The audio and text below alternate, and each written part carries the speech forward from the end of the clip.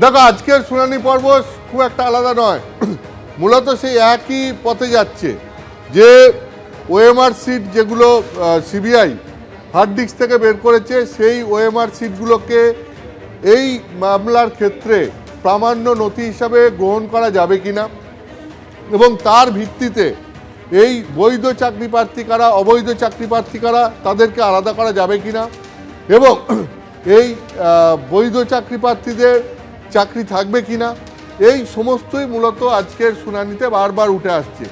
আজকের শুনানি কী নিয়ে হবে এটা সুপ্রিম কোর্টের প্রধান বিচারপতি সঞ্জীব খান্না তিনি আগের দিনই ঠিক করে দিয়েছিলেন। তিনি আগের দিনই বলে দিয়েছিলেন যে মূল বিষয় হবে, বিচার্য বিষয় হবে যে বৈধ অবৈধ চাকরি প্রার্থীদের আলাদা করা সম্ভব কিনা, নাকি পুরো প্যানেল বাতিল করতে হবে। এর বাইরে অন্য কোনো বিষয়ে এই সওয়াল জবাব আজকে আদালতে হবে না। মূলত সেই জায়গাতেই আজকে সওয়াল জবাব হচ্ছে যে বৈধ এবং অবৈধ চাকরি প্রার্থী 2016 এসএসসির মাধ্যমে যাদের নিয়োগ করা হয়েছিল, প্রায় 26,000 নিয়োগ হয় এবং সেই 26,000 নিয়োগের মধ্যে যেরকম গ্রুপ সি রয়েছে, গ্রুপ ডি রয়েছে, 9-10-এর শিক্ষক শিক্ষিকা রয়েছেন, আবার 11-12-এর শিক্ষক শিক্ষিকারা রয়েছেন।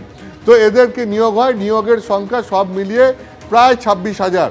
এখন এরপরে অভিযোগ ওঠে যে এই নিয়োগ প্রক্রিয়ার মধ্যে একটা বড়সড় দুর্নীতি হয়েছে এবং তারপর সিবিআই তদন্ত শুরু করে এবং সিবিআই তদন্ত শুরু করে একদম সিবিআইয়ের একটা ব্রেক থ্রু হয়। গাজিয়াবাদে গিয়ে সিবিআই রেড করে একটি জায়গা থেকে একজন আধিকারিকের বাড়ি থেকে সেখান থেকে 3টে হার্ড ডিস্ক উদ্ধার করে। সেই 3টে হার্ড ডিস্ক থেকে ওএমআর সিটের কপি পাওয়া যায় এবং তারপরে দেখা যায় যে সেই ওএমআর সিটের যে নম্বর রয়েছে আর এসএসসির সার্ভারে যে নম্বর রয়েছে সেই নম্বর মিলছে না এবং তার ভিত্তিতে বেশ কিছু অবৈধ চাকরি প্রাপককে চিহ্নিত করা হয়। তো মামলা এইভাবেই এগোচ্ছিল এবং তার থেকে একটা জায়গায় গিয়ে বোঝা যায় যে এই নিয়োগ প্রক্রিয়ার মধ্যে ব্যাপক দুর্নীতি হয়েছে। এখন প্রশ্ন হচ্ছে যে এই দুর্নীতির কারণে কি পুরো প্যানেলটাই বাতিল হয়ে যাবে, নাকি বৈধ অবৈধ চাকরি প্রার্থীদের আলাদা করা সম্ভব হবে এবং সেক্ষেত্রে বৈধ চাকরি প্রার্থীদের চাকরি রেখে অবৈধ চাকরি প্রার্থীদেরকে চিহ্নিত করে তাদেরকে চাকরি থেকে বের করে দেওয়া হবে।